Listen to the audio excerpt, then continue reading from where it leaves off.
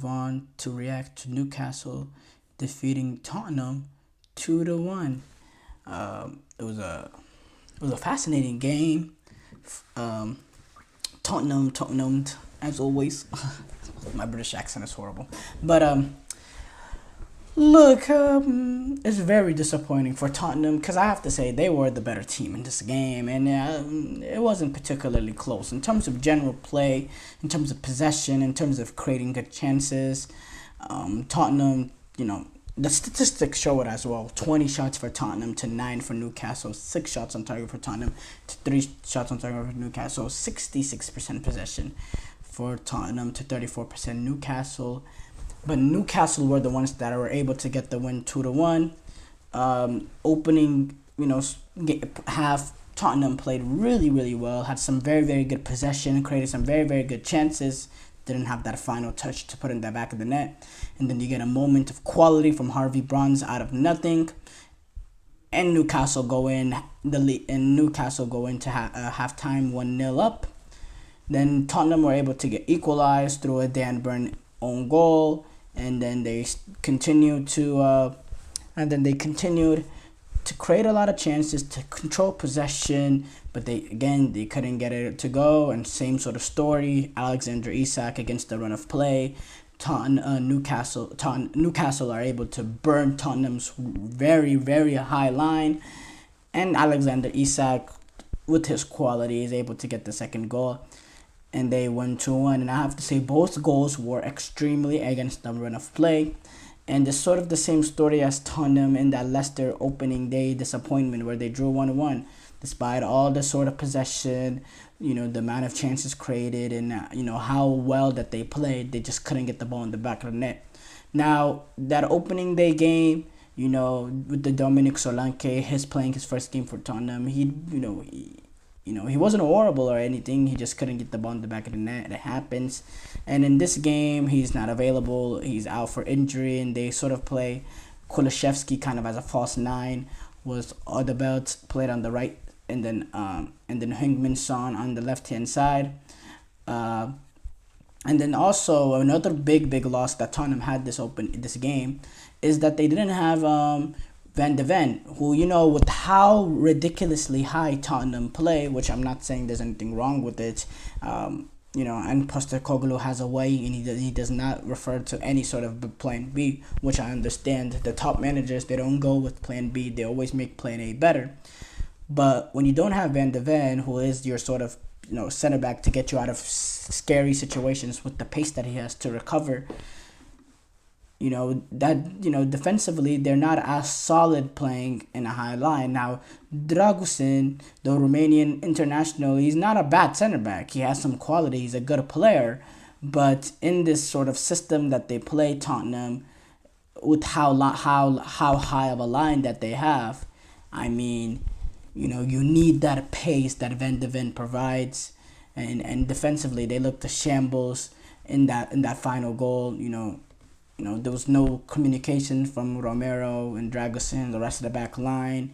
He's sort of trying to play them on while, look, I'm going to go and break down that goal specifically. But look, with Tottenham, they do have the sort of not excuse, but, Dominic Solanke is the man that was brought in to fix that sort of issue in terms of being able to get the ball in the back of the net.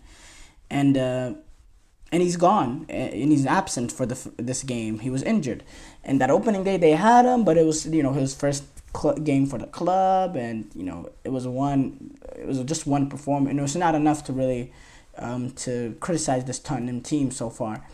But it is sort of the same sort of issues for Tottenham, just not being able to finish. And this started the season, last season they were able to get off to a great start to the season. And then eventually, they fell off because of, the depths and how high intensity that they play. And, players started getting tired now. Now, so far, this started the season. It hasn't been anywhere near so far as, already 2 games that they've dropped points, 1 loss. Now, they've had, they've had their issues with Newcastle in the past. Some serious, severe issues. Really some bad losses to Newcastle. Um, but again, it's just disappointing for Tottenham, and I can't just say Solanke is the answer because that opening day, again, I don't know. I'm mixed about Solanke actually. I think he'll come good eventually for Tottenham, with his physical nature and the quality that he has, but but as a whole, Tottenham need to be more clinical with their opportunities, or this is going to be a long season for them. They need to be more clinical with their opportunities, and then defensively, you know, defensively you need to be. They need to have more.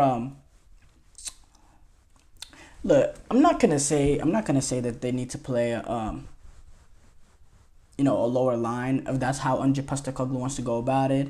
Okay, but as a unit, they need to have a better understanding, and maybe it needs to be coached to them in certain periods that it's okay to drop off. It's okay in certain periods to drop off.